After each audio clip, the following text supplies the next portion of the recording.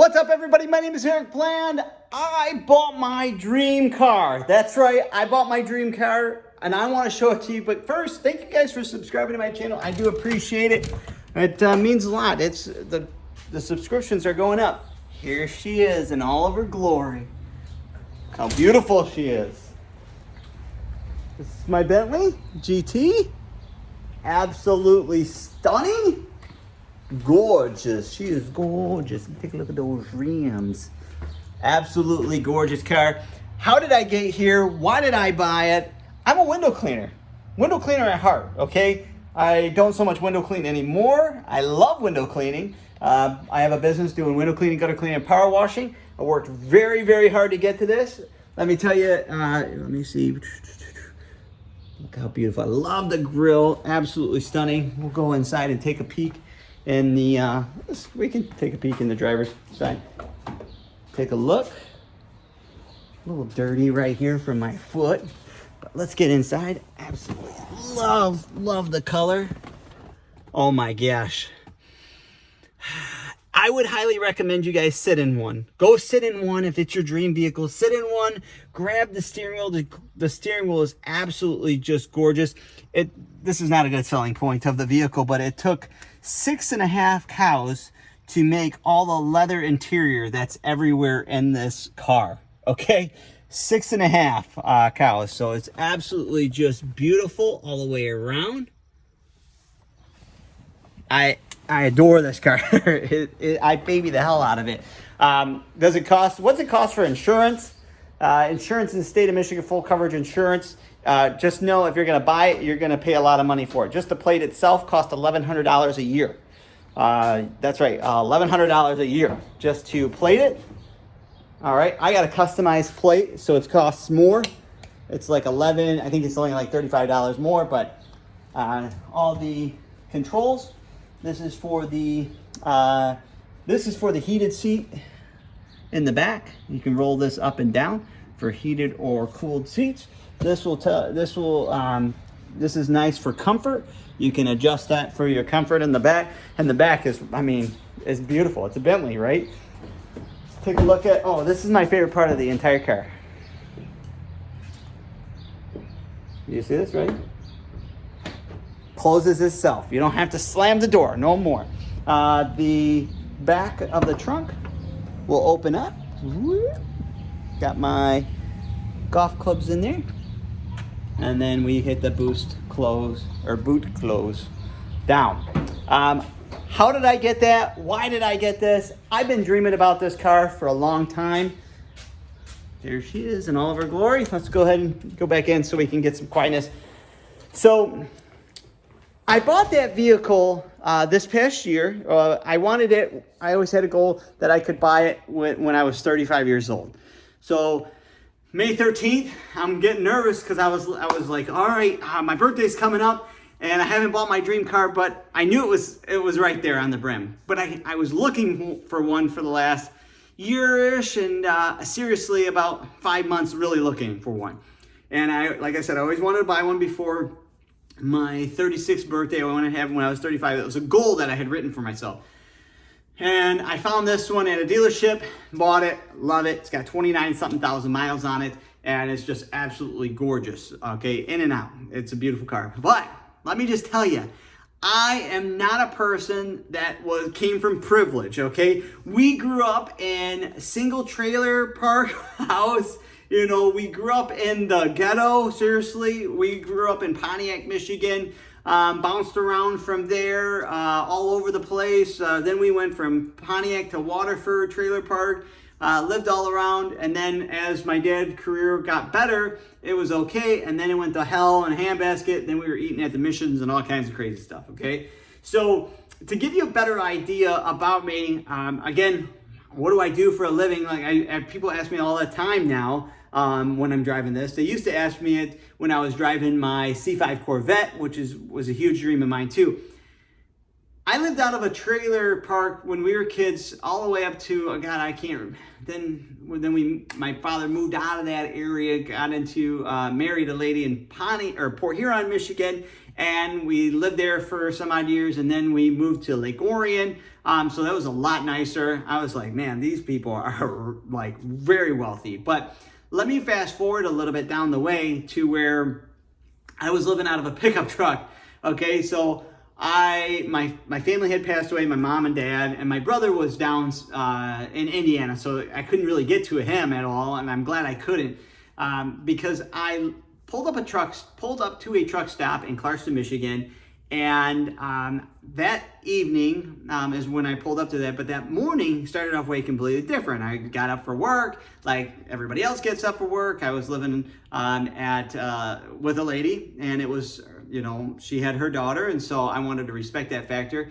When I got fired from the job that I was at because I was selling too hardcore, right? They're like, if you're selling the left auto part, then that's all they want. And I'm like, no, they probably need the right one because it's about to go out if the left one went out, So long story short, they were like, you're too hard of a salesperson. I'm like, okay, I'm not for everybody, right? I'm not a taco. Can't make everybody happy, right? So anyways, I get home. She's crying. I'm like, I'm sorry that I got fired. I'll find another job. I promise. She's like, I didn't know you got fired. I just fallen out of love with you, and I don't want you to be here anymore. And I'm like, what?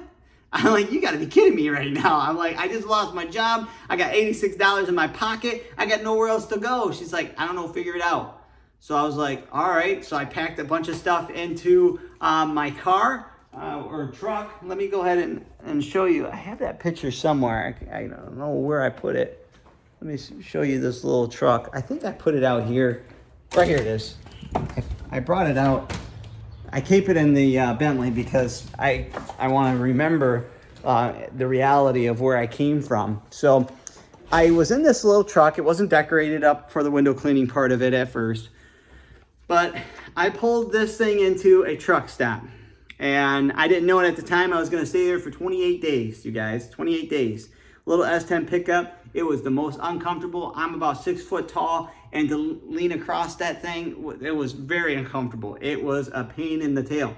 So I got in there, and I was thinking to myself, like, this is it. Like, I'm done. I'm the lowest of the lowest, and I'm not going anywhere forward from here. I mean, I'm down at the bottom. I'm living out of a truck stop. This is what my life really came to.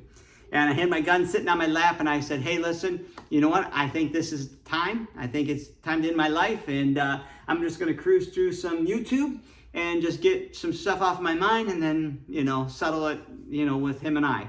And I was going through YouTube. I seen this guy. He was cleaning windows. He's like, and I was like, this guy's a moron. I could do that. Matter of fact, I could do it better than him. And that guy saved my life. I'm telling you, he saved my life. That next day, I went to Home Depot. I had $86, like I said, in my account that was left. So I bought a squeegee, I bought a mop, I bought a bucket, I bought a pole, and I had $15 left. And I'm thinking, I'm in trouble. I said, I really got to get this thing going. So that's what I did. I started knocking on doors. I started going up to commercial places. I started washing windows. They're like, no, please don't touch that window. I still wash that window anyways. I said, give me what you want to, or what you think I deserve. And went to the next window, kept going, and kept on going. And when I tell that story, I get a little emotional. Because I put a big old smile on my face, and I'm always chipper and always happy, but comes a time and place where I wasn't so happy in life, and it was very difficult, and nobody around me helped me. Nobody gave me a handout. Nobody came to me and said, hey, Eric, buddy, let me put my arm around you and let me take you with me. Let me help you. Okay, no, it was, I'm an overnight success in 8.5 years of hard work, dedication, time management, and busting my tail in to no end. Vacations, non-existent. Days off, non-existent. Everybody's having fun with their family on holidays, non-existent. Everybody's hanging out on the weekend, non-existent. I still work through it. Everybody wants what you have. One guy came to me and says, I want what you have. I said, no, you don't. I said, you wake up at 12 o'clock in the afternoon. There's no way you want what I have. I work my tail off. Even to this day, the missus is like, it's a holiday. We can all just hang out as a family. I'm like, I got to put some hours in. I got to work. So there's that balance there, of course. But one of the things I want to say to you guys is hard work, dedication, time management. I wrote down everything on a sheet of paper while I was in that truck. And one of the things that I wrote down, one of the very first things is I want to employ people. I want people to be able to work for me, but I want to be able to feed them. I want to put food on their table, and I want to guide them and direct them in the right way. That is Sonny. He's got to get in the photo. I accomplished that. I had hired my first guy. He's still with me today. Matter of fact, we used to go and buy ladders at a big box store. I don't want to, say. And then we buy it that morning, do the job, turn around, so I could pay my guy. Because I was lowballing the job so damn low that I had to, he was getting paid more than me a lot of the times. And then it got better and better and better and better and better. But it only got better because I worked so hard at it. Nobody's going to give you anything in life.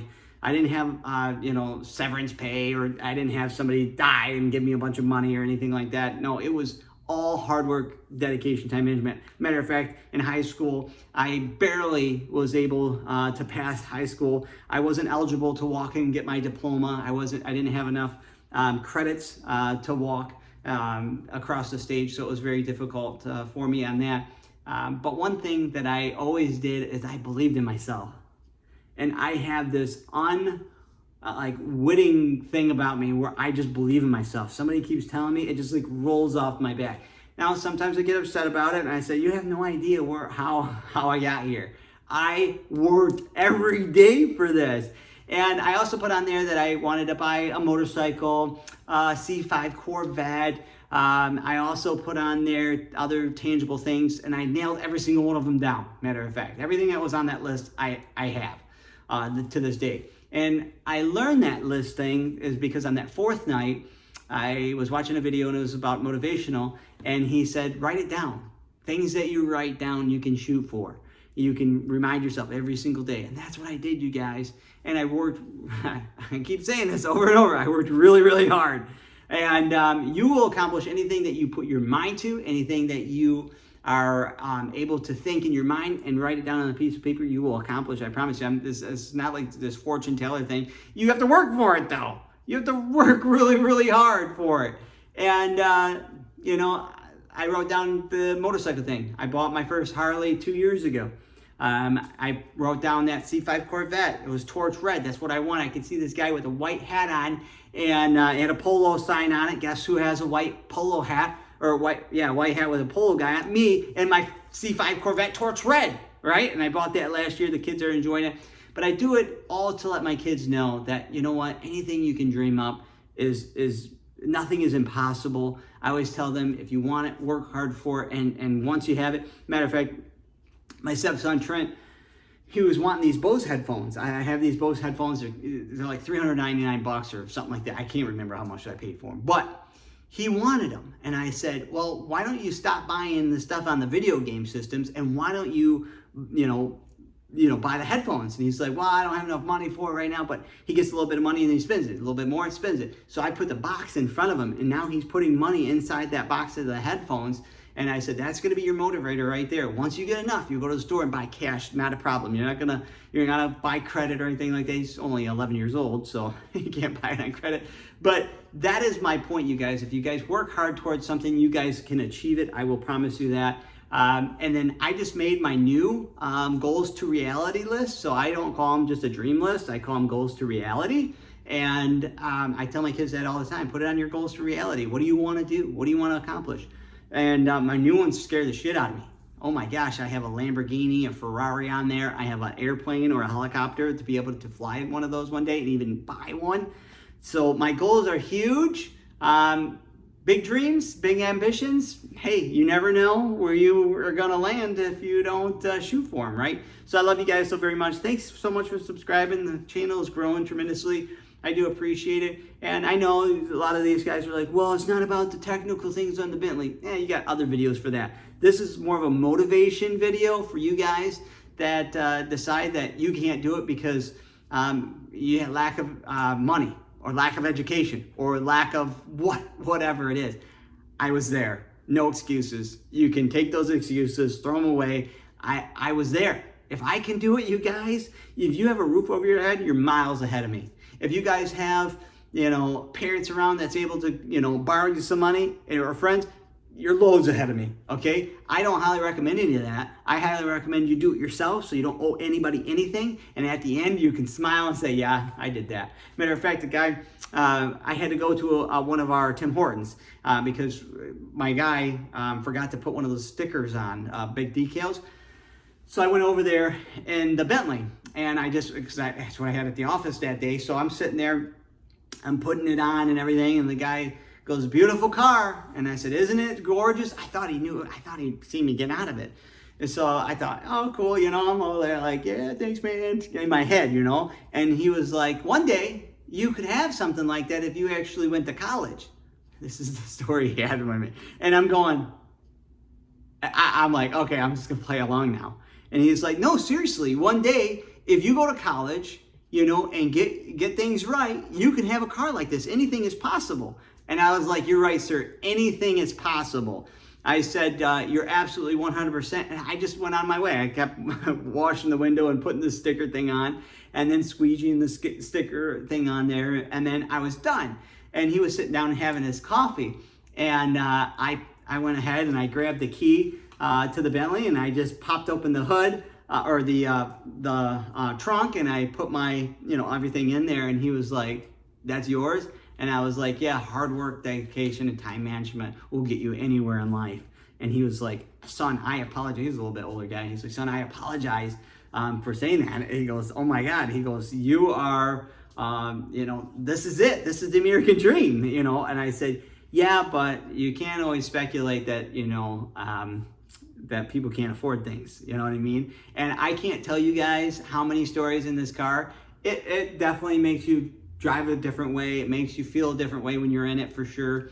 People constantly look at you, almost crash into you looking at you. But one of the things that happens is like for instance, this morning I went to breakfast and this old guy, I seen him, he was backing in his Mercedes-Benz, beautiful Mercedes. It's absolutely gorgeous.